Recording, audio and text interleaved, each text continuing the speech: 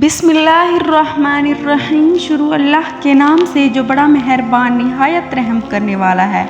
حضرت سلیمان مشہور و معروف پیغمبر گزرے ہیں جو بنی اسرائیل پر مبعوث کیے گئے۔ آپ حضرت داؤد کے بیٹے تھے جو خود بھی ایک برگزیدہ پیغمبر تھے اور ایک سلطنت کے بادشاہ بھی تھے۔ آپ کے وصال کے بعد بادشاہت حضرت سلیمان کو ملی۔ حافظ ابن کثیر کے مطابق آپ کا شجرہ نسب اس طرح ہے: سلیمان ابن داؤد بن عیسیٰ بن عبید بن عابر بن سلیمون۔ اس طرح 11ویں پشت پر یہ سلسلہ یہود اسے جانتا ہے جو حضرت یعقوب کے بیٹے تھے۔ حضرت یعقوب حضرت ابراہیم کے پوتے تھے۔ ماں کی گود سے ہی آپ کو اچھی تربیت ملی تھی۔ ابن ماجہ کی ایک حدیث کے مطابق ایک بار حضور پاک صلی اللہ علیہ وآلہ وسلم نے فرمایا، سلیمان ابن داؤد کی والدہ نے ایک مرتبہ سلیمان کو یہ نصیحت کی کہ بیٹا رات بھر نہ سوتے رہا کرو۔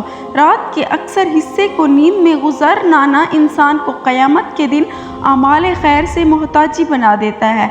آپ حضرت ابراہیم کی نسل سے تھے جس کا ذکر قرآن کریم میں بھی آیا ہے، اور ہم نے اسے ابراہیم کو بخش اسحاق کو یعقوب، ہم نے ہر ایک کو ہدایت دی اور نوح کو ہدایت دی۔ ایک اور جگہ ارشاد ہوا ہے، داؤد کو سلیمان عطا فرمایا جو بڑا اچھا بندہ تھا اور بے حد رجوع کرنے والا تھا۔ قرآن کریم میں آپ کا ذکر 7 سورتوں میں 16 مقامات پر آیا ہے۔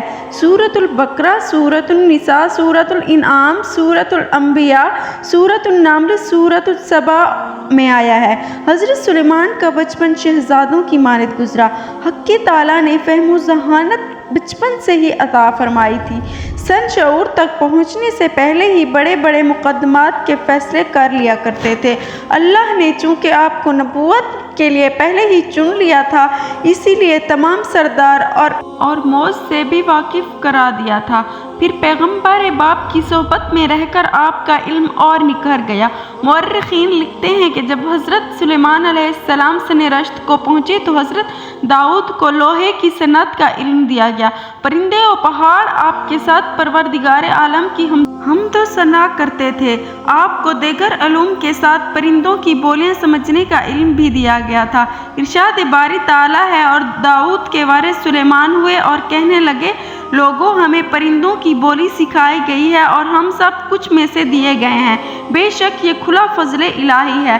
علماء تفسیر فرماتے ہیں کہ حضرت سلیمان کو بولیاں تو تمام چرند و پرند اور حشرات الارض کی سکھائی گئی تھی، مگر قرآن نے خاص طور پر پرندوں کا ذکر کیا، جس سے منشا یہ ہے کہ پرندے سایہ کرنے کے لیے ہر وقت آپ کے ساتھ رہا کرتے تھے تاکہ آپ دھوپ سے محفوظ رہیں۔ قرآن کریم نے کرۂ ارض پر پھیلے ہوئے تمام چرند و پرند اور حشرات الارض میں خصوصی طور پر سب سے چھوٹی مخلوق چونٹی کا ذکر کیا ہے اور اس کے ساتھ ایک پرندے ہدہد کا ذکر کیا ہے۔ سورۃ النمل میں ارشاد ہوتا ہے، جب وہ چونٹیوں کے میدان میں پہنچے تو ایک چونٹی نے کہا، اے چونٹیوں، اپنے اپنے گھروں میں گھس جاؤ، ایسا نہ ہو کہ بے خبری میں سلیمان اور اس کا لشکر تمہیں رونت ڈالے۔ اس کی بات پر حضرت سلیمان مسکرا دیے اور دعا کی، اے پروردگار، تو مجھے توفیق دے کہ میں تیری ان نعمتوں کا شکر بجا لاؤں اور جو تو نے مجھ پر انعام کی ہیں، اور میرے ماں باپ میں، اور میں ایسے اعمال کرتا ہوں جس سے تو خوش رہے۔ مجھے اپنی رحمت سے نیک بندوں میں شامل فرما۔ کتب تفاسیر میں مذکور ہے کہ جس چونٹی نے اپنی ساتھیوں کو اپنے اپنے گھروں میں جانے کا حکم دیا تھا وہ چونٹیوں کی ملکہ تھی۔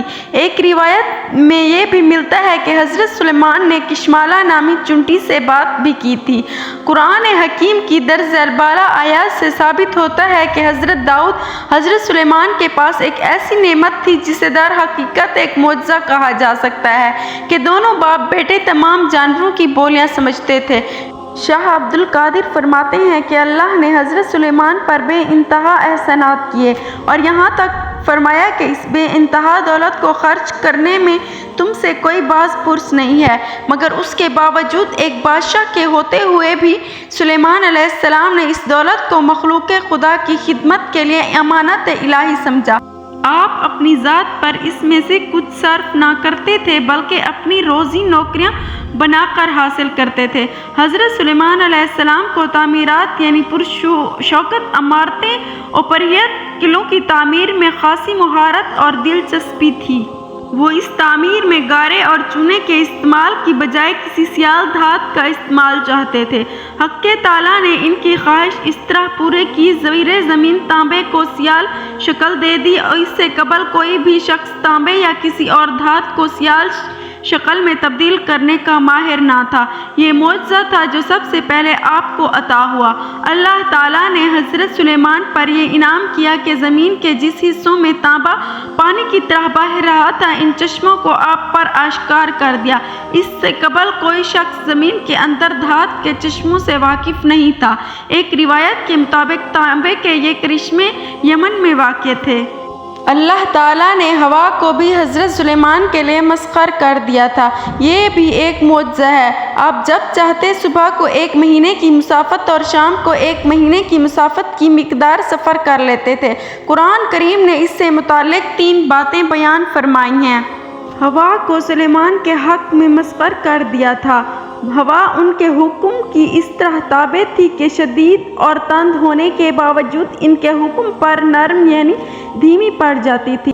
نرم رفتاری کے باوجود اس کی تیز روی کا عالم یہ تھا کہ حضرت سلیمان کا سفر صبح و شام جدا جدا سفر ایک گھڑ سوار کی مسلسل 1 ماہ کی رفتار مسافت کے مساوی ہوتا تھا، جو آج کے تیز ترین طیاروں سے بھی زیادہ ہے۔ ارشاد باری تعالیٰ ہے، اور سلیمان کے لیے تیز و تند ہوا کو مسخر کر دیا کہ اس کے حکم سے زمین پر چلتی تھی، جسے ہم نے برکت دی تھی، اور ہم ہر شے کے جاننے والے ہیں۔ سورۃ الانبیاء میں یہ بات فرمائی گئی ہے کہ لمبی مسافت طے کرنے کے لیے فرمایا، اور سلیمان کے لیے ہوا کو مسخر کر دیا کہ صبح کو 1 مہینے کی مسافت اور شام کو 1 مہینے کی مسافت۔ یہ سورۃ السبا آیت 12 میں فرمائی گئی ہے۔ ایک اور مقام پر ارشاد ہوا ہے، اور ہم نے اس کے لیے ہوا کو مسخر کر دیا کہ اس کے حکم سے نرمی کے ساتھ چلتی ہے جہاں وہ پہنچتا ہے۔ یہ سورۃ صاد آیت 38 میں بیان فرمایا گیا ہے۔ حضرت سلیمان نے بنی اسرائیل کے دشمنوں کو زیر کر کے بہت بڑی حکومت قائم کی تھی۔ آپ علم و حکمت اور فہم و فراست میں نہایت بلند مرتبے پر فائز تھے۔ تمام وحشی جانور، پرندے، زمین پر رینگنے والے کیڑے مکوڑے اور جن و انس آپ کے تابع فرمان تھے۔ آپ کی تمام عبادات اور معاملات مملکت شریعت تورات کے مطابق ہوا کرتی تھی۔ مقدمات کے فیصلے کرنے میں اپنا ثانی نہیں رکھتے تھے۔ حضرت داؤد نے بھی ایک مرتبہ آپ سے فیصلے میں مشاورت فرمائی تھی، جس کا ذکر قرآن حکیم میں موجود ہے۔ اے پیغمبروں، داؤد اور سلیمان کا واقعہ بھی لوگوں کو یاد کراؤ، جبکہ دونوں ایک کھیتی کے بارے میں جس میں کچھ لوگوں کی بکریاں جا پڑی تھی فیصلہ کرنے کے لیے، اور ہم ان کے فیصلے کو دیکھ رہے تھے، اور ہم نے صحیح فیصلہ سلیمان کو سمجھا دیا تھا۔ سورۃ الانبیاء آیت 78-79 میں یہ بیان کیا گیا ہے۔ حضرت سلیمان نے اسرائیل پر 40 سال تک حکومت کی اور اس عظیم الشان مملکت میں تبدیل کر دیا۔ 53 یا 62 سال کی عمر مبارک میں آپ کا انتقال ہو گیا، اور حضرت داؤد کے شہر صیہون میں دفن کیا گیا۔ یہی علاقہ آپ کی نبوت اور سلطنت کا تھا۔ آپ کا زمانہ 926 تا 965 قبل مسیح پایا جاتا ہے۔ ناظرین محترم، امید کرتے ہیں کہ آپ کو ویڈیو پسند آئی ہوگی۔ مزید اس طرح کی اسلامک ویڈیوز دیکھنے کے لیے ہمارے چینل کو سبسکرائب کریں۔ جلد ہی حاضر ہوں گے ایک نئی ویڈیو کے ساتھ، تب تک کے لیے اپنا خیال رکھیے گا۔ اللہ حافظ۔